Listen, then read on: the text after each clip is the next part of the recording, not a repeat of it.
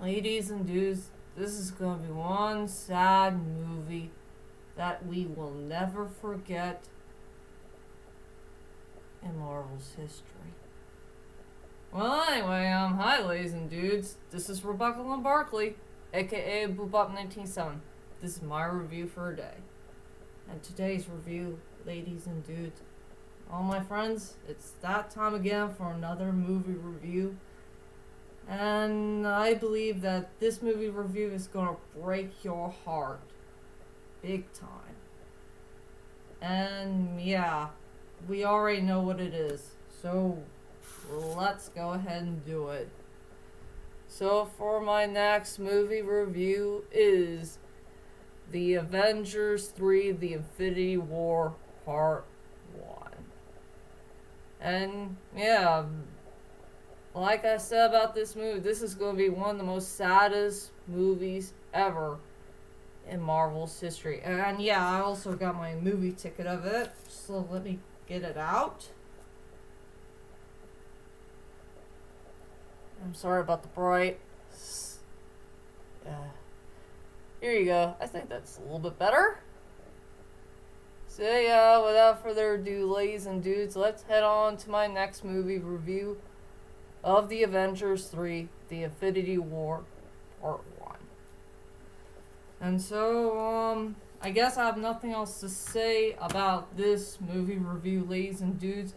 But to cut this nice and short, it's a story about this big giant villain dude named Venos.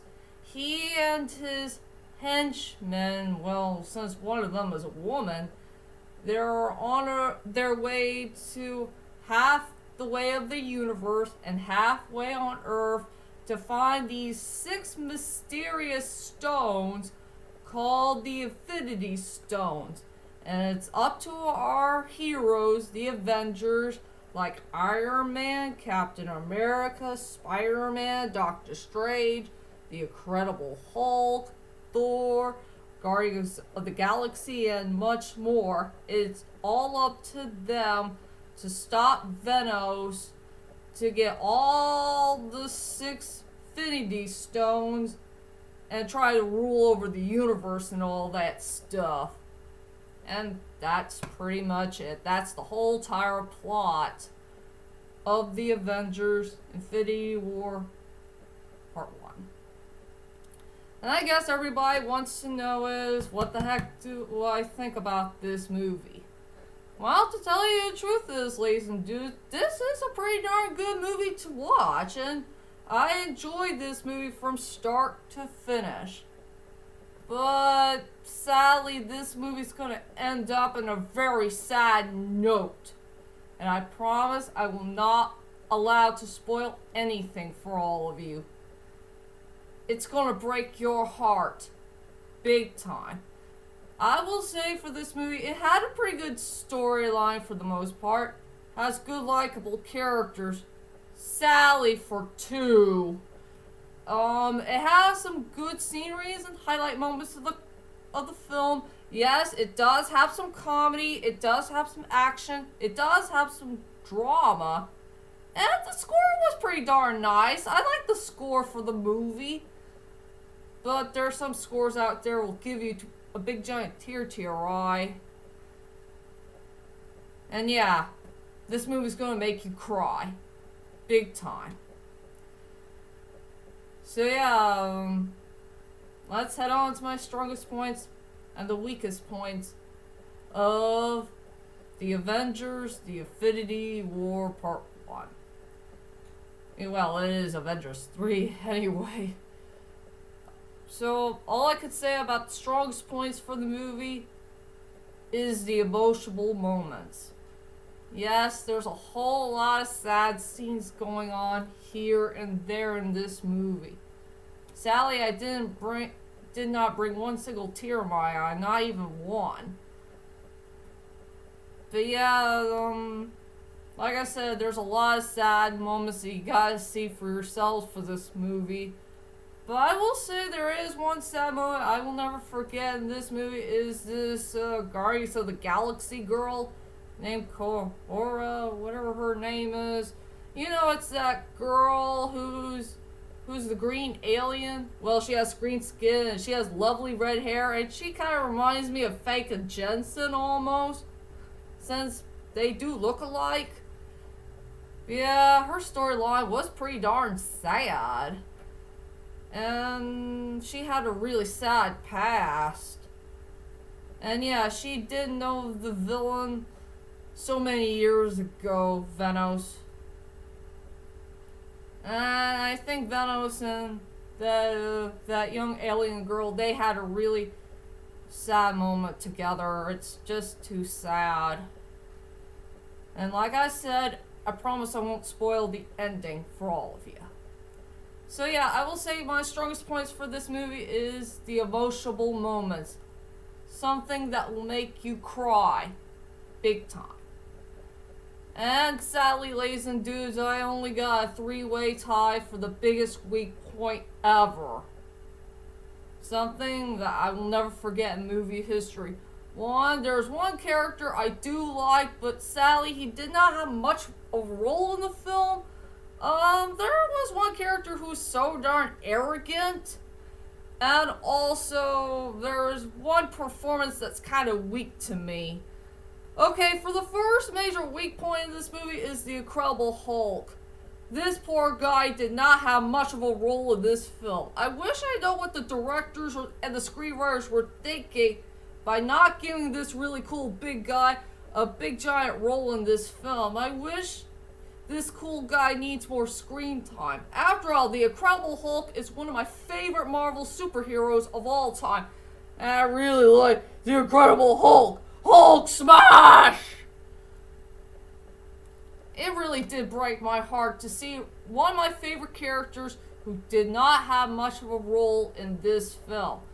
All I remember was he just showed up at the beginning, and there were some times here and there where Bruce tried really hard to get the Incredible Hulk out. It's such a sad shame. It breaks my heart. So yeah, my first major weak point is my poor Incredible Hulk did not have much of a role in the movie. The second major weak point in this movie is Mark Ruffalo's performance. I'm afraid Mark Ruffalo's performance as Bruce Banner, he is truly the most weakest point in the whole entire movie. The most weakest performance I have ever seen. Well, he did have some decent moments here and there in the second half of the film, but I remember the first half of the film, he was acting like a coward, and he's acting like a crybaby. And I really don't like the part what he was whining and complaining about during the time when he was talking to Iron Man, Doctor Strange, and Doctor Strange's partner. I really don't like that at all. So yeah, I think Mark Ruffalo had the most weakest performance in the whole entire movie for me. I think I'd rather prefer Bill Bixby and Edward Norton's performance as Bruce Banner way better. At least they did put a whole lot of depth and a whole lot of, good character development and chemistry when they played one of the best main characters of all time in Marvel history. So yeah, Mark Ruffalo's performance is truly the weakest point in the whole entire movie, and I wish the directors and the producers should have done something about it, if you know what I mean. So yeah, Mark Ruffalo's performance is the second major weak point in the movie. And my third weak point is truly Star-Lord. Well, not the performance by Chris Pratt. I'm talking about the character himself.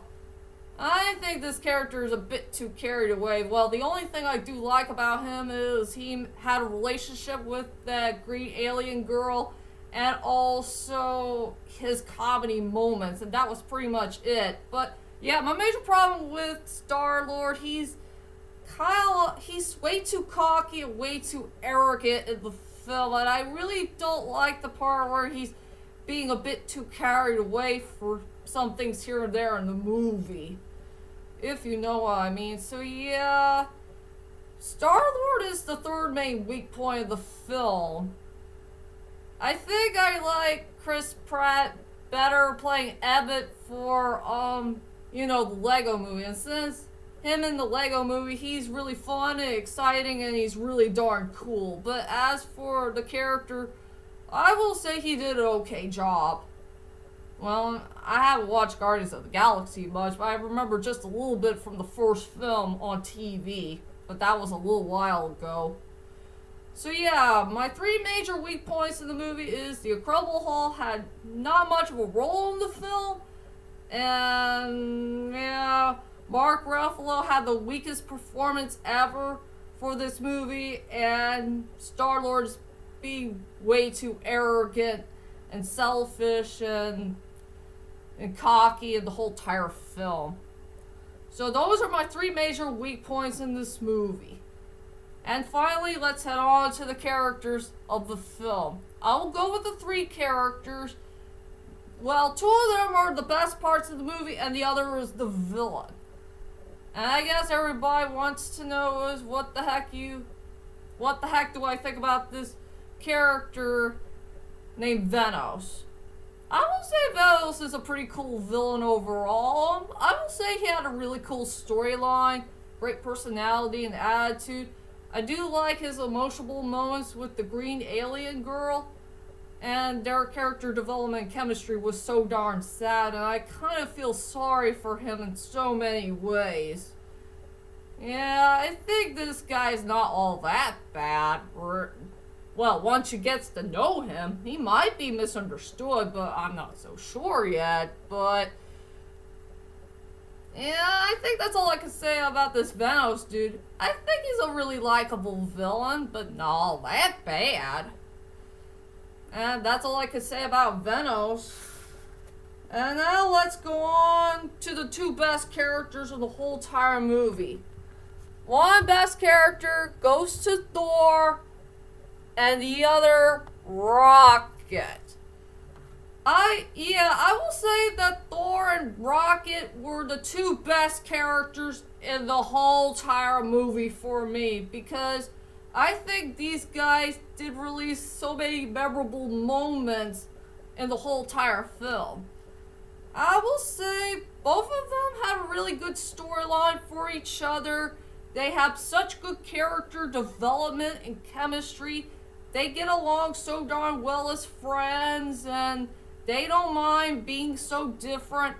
Well, one is a talking raccoon, while the other is a god of thunder. And yes, Thor can understand what Groot is saying, because I think he did study Groot language, maybe just a little bit. And I did not know that Thor is 115 years old. That's kind of surprising to me.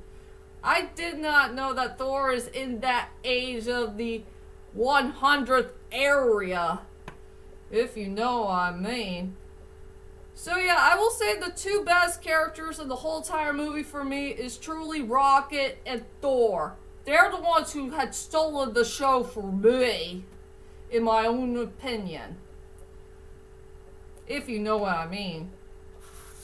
And let's head on to my final thoughts of the Avengers 3, The Infinity War Part 1. Overall, the Avengers 3, The Infinity War Part 1 is truly one of the most saddest Marvel movies of all time. I will say it had a good storyline for the most part. The characters were so darn likable, but sadly for two. It has good funny moments, good drama, good score, good action, and most of all, it's gonna break your heart big time. I have nothing else to say, so for my rating for 1 to 10, I decided to give it a 9 out of 10. Please check out this movie to believe it, and trust me, at the end, it's gonna make you cry. Big time. And that is my whole entire movie review of the Avengers 3, The Infinity War Part 1. I hope you enjoyed this movie review, and tell me, ladies and dudes, which Marvel character had the best spotlight ever in Marvel's history? Well, not just Venom, but some other characters from the Avengers. You know, our beloved good guys. Well, whichever they are, just leave a comment there and let me know, and join me next time for my next movie review to come in the main future. I'm not sure what it is yet, but let's just wait and see what happens. So, that is it for now. I'll see you guys later, and sayonara.